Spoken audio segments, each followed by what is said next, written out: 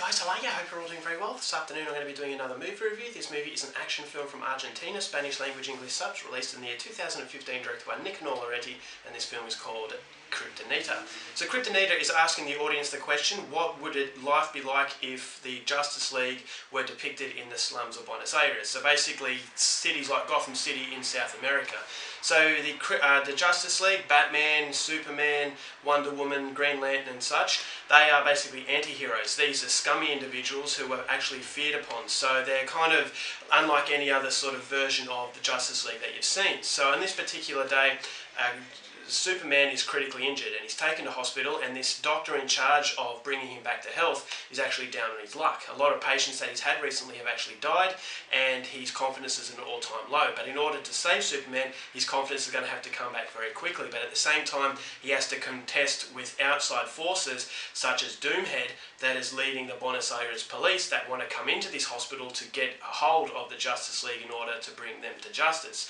So the night is going to be unlike any other night this doctor has ever seen, and whether or not he can save Superman is something you're going to have to find out for yourself, because that's as far as I'm going with my synopsis. Now, my thoughts on Kryptonita.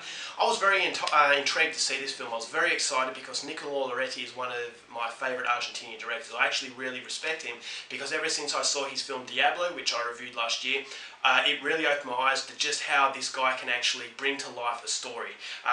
Diablo was very offensive, it was very funny, the script was good, the characters were great, it was very brutal, it was very fast, and it was just a movie that you can sit back and really enjoy. So I was hoping that he'd bring the elements that were very positive in Diablo and actually bring them into Kryptonita. In some parts he actually does that. I actually thought this movie was incredibly creative. In a world that is not very unique as far as movie making is concerned, Nicanor Loretti has taken something that is very much loved as far as the Justice League. He's taken characters that are very much loved and he's given it creative liberties, but at the same time he's staying true to the overall source, is that he's not making a mockery of it, he's not convoluting it to the point where fans of these characters are going to be offended. He actually pays respect to it, but at the same time he actually makes them his own characters. He's like Batman, for example, doesn't have a cape, he wears a motorcycle helmet, he rides a motorbike. You've got Wonder Woman, who's a transvestite. You've got Green Lantern, who's this scummy sort of guy who lives in the slums who has these special powers. So although they are very different, they have the identifiable characteristics that fans are actually going to associate with them. So they're very easily,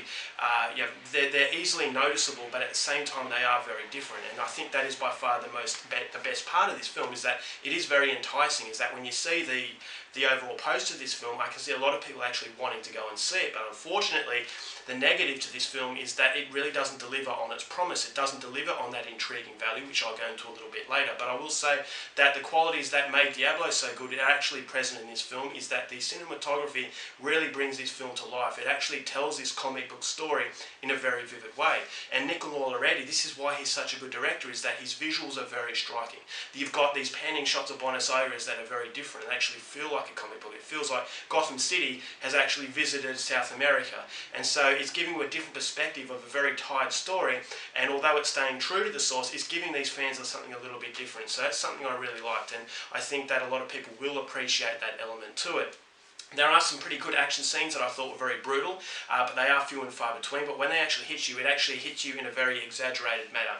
And you've got these exaggerated situations that actually ground you into that world of the superhero film. But there's also elements in this movie that are grounded in reality. So you've got two worlds that are contrasting against each other, and it actually makes something that is different. So I like that. Then you've got characters such as the Joker, which I thought was a very good character in this film, and unfortunately there is a big negative to the Joker that I'll go into a little bit later, but his character was very insane, but once again a little bit different.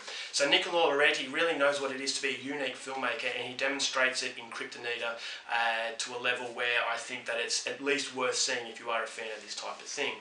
Unfortunately, however, the movie does lack from a consistent sort of vision. Now, what I mean by that is that it goes for 70 minutes, but it really outstays its welcome, and it feels like it goes for so much more. And for a comic book film, that is not good enough. You want it to be a fun movie, but unfortunately, the fun has been drained out of this movie. So there's great ingredients, there's a great recipe, but when the recipe is put into the oven to cook, at the end of it, it doesn't feel very tasty, and you feel like it's a missed opportunity, and you want so much more, which leads me to believe that maybe this is a setup film and that this is a movie that's getting the platform done to a point where it's going to catapult itself in the next few films. Maybe this is going to be a franchise, I don't know, but it actually felt that way is because a lot of this film, it felt like a lot was missing from it, and that it did have a very interesting element to it. It had an element sort of clouding over the film that threatened to engulf the audience, but it never really engulfs them. So at the end of it, you feel like it made promises that it really couldn't deliver. So you got the acting that was okay, but I thought the script was very lackluster, and that's something that was the biggest disappointment, is because the script was one of the best parts of Diablo. Is that something that really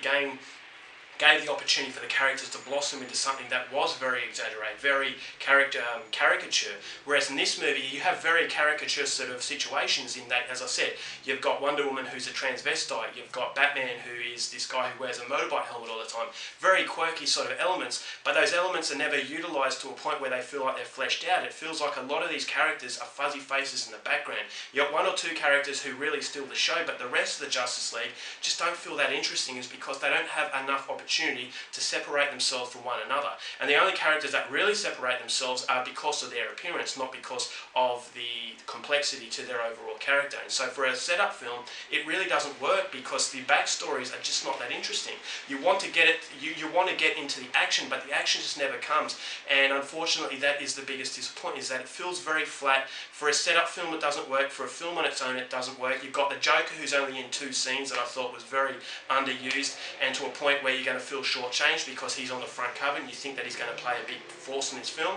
But unfortunately, the whole film just feels like it doesn't have a driving force, and because of that, it feels very visionless, and it just doesn't feel like it has what it takes to really make something that is going to stand out in today's comic book films. And that is something that I was expecting so much more from a director that I respect so much, but unfortunately he just really drops the ball. At the end of the film, I was left wanting a lot more. I thought to myself, this can't be it, can it? But it was, and that was the unfortunate part of the whole thing, and I just come away from Kryptonita being very, very disappointed, and I'm sure a lot of people out there will as well. So overall for Kryptonita, I'm only going to give this one 1.5 stars, very disappointing, not coming recommend. Alright guys, that's it for my review. Hope you enjoyed it. Till next time, keep watching movies, and I'll see you later.